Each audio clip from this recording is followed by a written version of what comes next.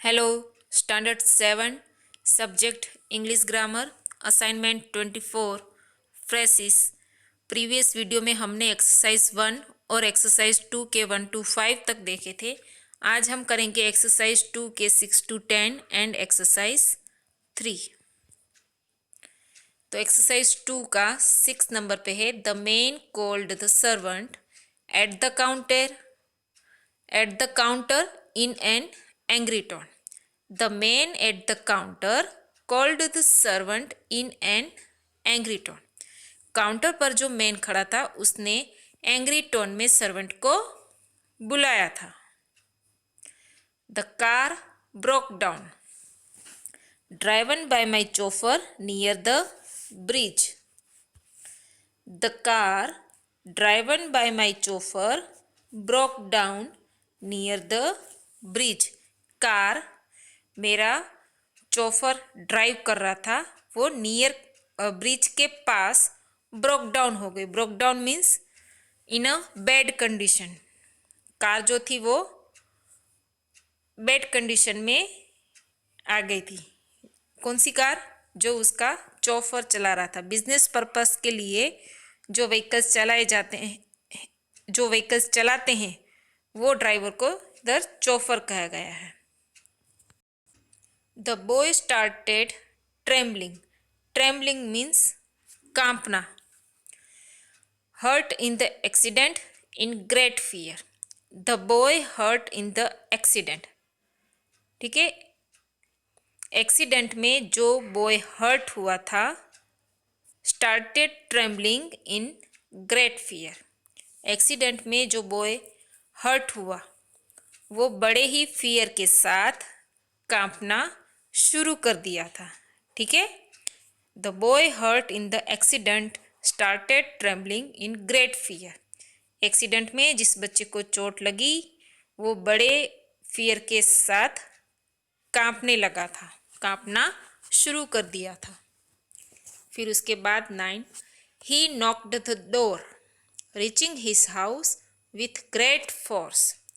He, reaching his house, knocked the door with great force. वो अपने घर पर पहुंचा तब उसने ग्रेट फोर्स के साथ दरवाजा नॉक किया था। And old woman rested, carrying a heavy load on her head under a shady tree. Under a shady tree. An old woman carrying a heavy load on her head. एक old woman कि जिसने अपने सिर के ऊपर heavy load carry कर रखा है। Rested under a shady tree. वो एक छांव देने वाला ट्री यानी कि शेडी ट्री के अंडर रेस्ट कर रही थी। एक ओल्ड वुमन जिसने अपने सिर पर हैवी लोड कैरी कर रखा है वो एक शेडी ट्री के नीचे रेस्ट कर रही थी। फिर उसके बाद है 6, certain verbs combine with certain prepositions to form what are called phrasal verb. यानी कि सर्टेन वर्ब्स, कुछ वर्ब्स कुछ प्रेपोजिशन के साथ कंबाइन होकर जो निकलता है वो कहलाता है फ्रेशल verbs. Verbs used in this way help us to obtain a variety of meanings. अब जैसे कि पहला एग्जाम्पल देखें। Observe the following examples. Put, एक पुट क्या है? एक वर्ब है। अब पुट और इधर ऑन, तो क्या है? इधर पुट क्या है? वर्ब है, और ऑन क्या है? प्रेपोजिशन। तो पुट ऑन फ्रेशल वर्ब कहलाएगा। और पुट ऑन क्या होता है? वेयर, पहनना। He put on his shirt and went out. उसने अपना शर्ट पहना और वो बाहर चला गया। हम ऐसे भी बोल सकते हैं he wear his shirt and went out. उसने अपना शर्ट पहना और बाहर चला गया। पुट आउट, तो पुट क्या है? Verb, out preposition, put out हो गया phrasal verb. To extinguish, I don't need light put out the lamp, मुझे लाइट की ज़रूरत नहीं है, लैम्प बंद कर दो। पुट इन, पुट वर्ब है और इन क्या है, प्रेपोजिशन।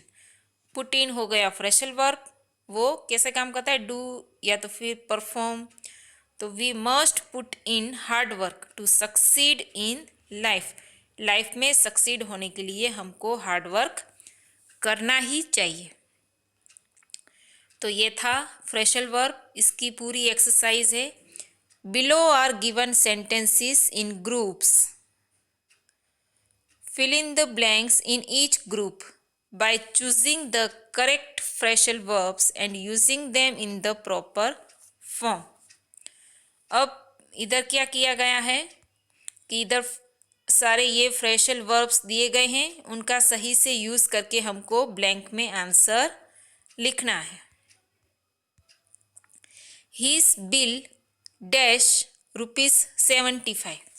अब जैसे ऐसे अमाउंट पर जब बात आती है, reach a total, come to मतलब इधर तक, है ना, come to means reach a total, उधर तक। ये हिज बिल कम टू ₹75, तो हम यही समझेंगे कि उसका बिल 75 तक का आया। तो इधर हम कम टू का मीनिंग समझेंगे कि रीच अ टोटल, एक पर्टिकुलर अमाउंट पे आना। फिर है उसके बाद His son come off with flying colors in the examination। अब ये जो ब्लैंक है, His son come off with flying colors in the SSC examination। अब इन द SSC एग्जामिनेशन वो आपको समझ में आ गया होगा कि SSC की एग्जाम में His son उसका बेटा come off with flying colors, उसका मतलब है कि एसएससी की एग्जामिनेशन में उसका बेटा हाईली सक्सेसफुल हुआ, मतलब उसका रिजल्ट बहुत ही अच्छा आया एसएससी की एग्ज़ाम में। अब इधर फ्लाइंग कलर्स है, वो एक ईडियम्स है, क्या है, एक ईडियम्स है जिसका मीनिंग होता है सक्सेसफुल होना। और ये कम ऑफ विथ फ्लाइंग कलर्स, इसका पूरे का मीनिंग होता है हाईली सक्सेसफुल। क्या होता है, हाईली सक्सेसफुल। उनका बेटा एसएससी की एग्जामिनेशन में हाईली सक्सेसफुल, बहुत ही अच्छी तरीके से वो पास हो गया। फिर उसके बाद है C, the headmaster come down upon the mischievous student severely. Blank में लिखा है कम डाउन अपॉन, अब सीवियरली, सीवियरली क्या हुआ, वेरी सीरियसली, ठीक है। अब ये इस ब्लैंक में कहा गया है कि कम डाउन अपॉन, और हेडमास्टर भी है इधर। कम डाउन अपॉन उसका मीनिंग हुआ पनिश करना। तो प्रिंसिपल ने जो मिस्चीवियस स्टूडेंट्स, जो बदमाशी नटखट जो स्टूडेंट थे, बदमाशी जो करते थे, ऐसे मिस्चीवियस स्टूडेंट्स को एकदम सीरियसली पनिशमेंट दी, ठीक है। The headmaster come down upon the mischievous student severely, headmaster ने मिस्चीवियस स्टूडेंट्स को बहुत ही सीरियस तरीके से पनिशमेंट दी। तो इधर कम डाउन अपॉन उसका मीनिंग है पनिशमेंट की तौर पे लेना है। फिर उसके बाद है fall on, fall in with and fall out with. अब सेकंड में ए देखें, he has fall out with the girl he was going to marry. अब जिस लड़की से वह शादी करने जा रहा था, ठीक है, the girl he was going to marry, जिस गर्ल से वो शादी करने जा रहा था, he has fall out with, उस लड़की के साथ उसका उसने ड्रॉप ले लिया, वो उसको अब उन दोनों की नहीं जमी, तो वो दोनों अलग हो गए। तो इधर लिखा आएगा फॉल आउट विथ, क्या आएगा, फॉल आउट विथ। फिर as he was coming home, जैसे ही वो घर पर आया, his eyes dash a strange object. अब जैसे ही वो घर पे आया तो उसकी आइस हो वो एक स्ट्रेंज ऑब्जेक्ट, घर पे कोई ऐसा अजनबी कोई ऑब्जेक्ट पड़ा होगा उसके ऊपर उसकी नज़रें गिरी, तो फॉल ऑन यानी कि गिरना। He dash my views at once, तो he fall in with my views at once. अब ये फॉल इन विथ क्या होता है कि कोई जब कोई बात रखता है तो उसका एक्सेप्ट करना और उसका उस बात को एक्सेप्ट करना और उसका जो प्लान होता है उसे सपोर्ट करना। अब इधर कहा है कि मेरे व्यू से वो एक बार सहमत हो गया। He fall in with my views, मेरा जो व्यू था उस पे वो एक्सेप्ट कर दिया। फिर third, bring up, bring out, bring under. Will you dash the meaning of this stanza? Will you dash the meaning of this stanza? अब स्टांजा क्या होता है? स्टांजा होता है कोई श्लोक हो सकता है या फिर पोएम में, पोएम जो होती है उसकी कोई दो लाइन आपको अगर समझ में नहीं आती, दो या तीन चार लाइन, तो उसे कहा जाता है स्टांजा। अब वो क्या होता है?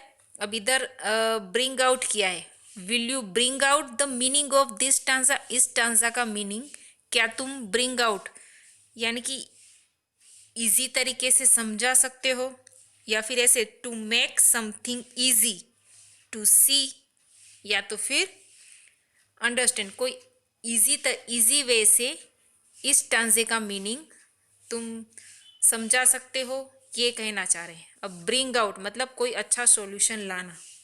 इसमें क्या होता है? ब्रिंग आउट, जो समझ में नहीं आ रहा है इस स्टांजा का मीनिंग, उसको इजी वे में उसका मीनिंग बाहर लाना। फिर उसके बाद though she was poor, she bring up her only child with great care and love. Though she was poor, जबकि वो बीमार थी, ठीक है, फिर भी उसने बच्चे को, चाइल्ड को बड़े ही प्यार और केयर के साथ पालन पोषण किया, उछेरा। तो ये पालन पोषण, उछेरना, उसको कहा जाता है ब्रिंग अप। फिर उसके बाद the new principal dash control the problem class very soon. तो जिस क्लास में, ठीक है, जो प्रॉब्लम वाला क्लास था उसको नए प्रिंसिपल ने बड़ी ही जल्दी अंडर कंट्रोल ला दिया, है ना। स्कूल में ऐसे होते हैं ना कोई क्लास कि ये पूरा क्लास में ही प्रॉब्लम है, तो जो नए प्रिंसिपल आए उन्होंने उस क्लास को बहुत ही जल्दी अंडर कंट्रोल ले लिया।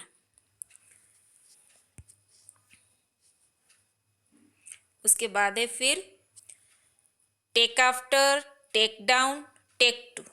The reporters dash every word of his speech.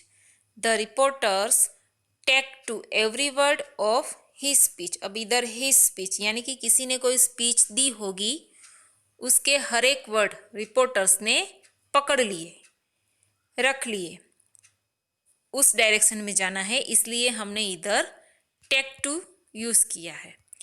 क्या है? अगर किसी ने स्पीच दी होगी उसके हर एक वर्ड को रिपोर्टर ने पकड़ लिया।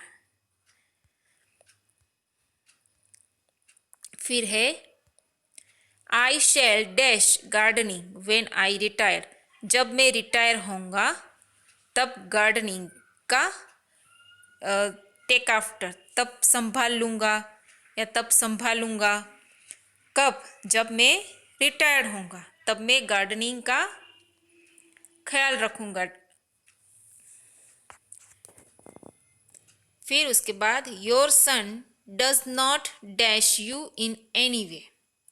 अब इधर your son does not take down you in any way, आपका जो सन है वो आपको कभी भी किसी भी तरीके से छोड़ेगा नहीं। टेक डाउन मीन्स क्या होता है? टेक डाउन टू रिमूव, दूर नहीं करेगा। आपका सन आपको किसी भी हालत में दूर नहीं करेगा।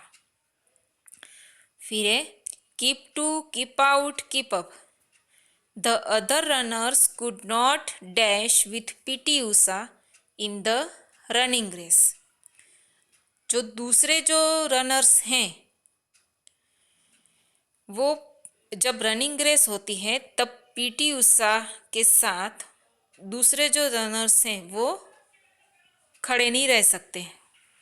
होता है ऐसा, अगर रनिंग रेस चल रही हो और उसमें पीटी उषा हो और उसके साथ और भी रनर्स हों तो नेचुरली कौन जीतेगा?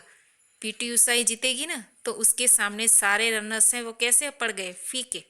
तो the other runners could not keep up, यानी कि पीटी उषा के सामने कोई भी रनर्स खड़ा नहीं रह सकता, तो कीप अप नहीं रह सकता। फिर people trust him because he always dash his promise. लोग उस पर भरोसा करते हैं क्योंकि वो हर समय अपने प्रॉमिस पर कायम रहता है। तो वो कायम रहता है तो keep to. They always quarrel, फिर से they always quarrel for petty reason, pity reason. It is better to dash off their quarrels. They always quarrel for petty reasons. या pity, ये petty होता है और कोई मामूली सी बात, क्या होता है? कोई मामूली सी बात, कोई मामूली सी बात पर ये लोग झगड़ते हैं, है ना। दे ऑलवेज क्वारल, वे लोग मामूली सी बात पे ऑलवेज झगड़ा करते हैं। It is better to keep out of their quarrels.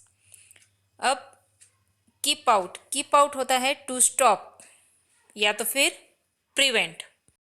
इधर कहना चाह रहे हैं कि कोई मामूली सी बात पे वे लोग झगड़ते हैं, इससे अच्छा तो झगड़ा होने पर स्टॉप ही कर दो, कीप क्वाइट यानी कि स्टॉप कर दो। फिर उसके बाद है make away with, make off, make up for. First, the cashier was not an honest man.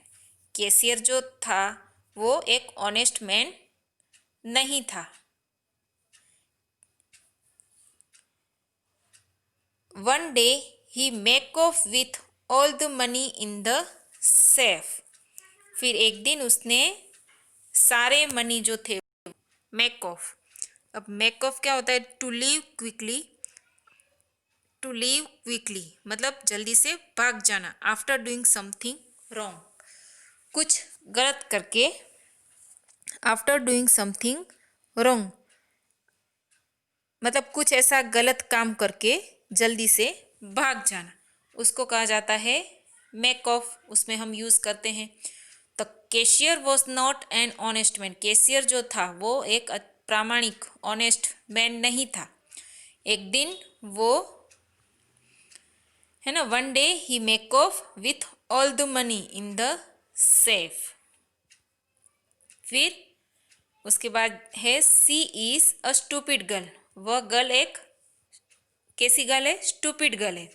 I don't think her beauty could makeup for her stupidity. वो एक स्टूपिड गर्ल है, मुझे ऐसा नहीं लगता कि उसकी ब्यूटी यानी कि उसकी सुंदरता उसकी स्टूपिडिटी को ढक देगी। फिर उसके बाद है he was tired of his life. वो अपनी लाइफ से थक चुका था। वन डे एक दिन ही ट्राइड, उसने ट्राई किया, to make away with himself, to make away with himself. अब क्या होता है? टू मेक अवे यानी कि to escape from a situation. फिर उसने उस सिचुएशन को दूर भागना चाहा। वो अपनी लाइफ से बहुत ही थक चुका था। फिर एक दिन उसने अपने आप को उस सिचुएशन से दूर करना चाहा। Stand for, stand out, stand by. What ever happens, कुछ भी होता है। I will stand by you, मैं तुम्हारे साथ ही हूँ। स्टैंड बाय क्या होता है? टू बी प्रेजेंट, साथ में ही होना। फिर what do the letters GPO, फिर लिखेंगे स्टैंड फॉर। स्टैंड फॉर तब आता है जब सिंबल ऑफ समथिंग, जैसे कि जीपीओ वो भी किसी का सिंबल है ना, तो ऐसे जब symbol of something, symbol of इधर जीपीओ, तो क्या यूज करेंगे हम? Stand for. He is a great painter, वह एक ग्रेट पेंटर है। He is painting always dash from those of others, वह एक ग्रेट पेंटर है, उसकी जो पेंटिंग्स है वो ऑलवेज दूसरों की पेंटिंग से अलग ही उभर कर आती है। तो ये जो उभर कर आना उसे कहा है स्टैंड आउट। उसका और एक एग्जांपल दूं तो she always stood out in a crowd, वो अगर भीड़ में भी खड़ी है तो भी वो अलग दिख जाती है। तो ये थी हमारी एक्सरसाइज। फ्रेशल वर्ब देखिएगा, लिखिएगा और समझने की कोशिश कीजिएगा। ओके, फिर मिलेंगे। Thank you students.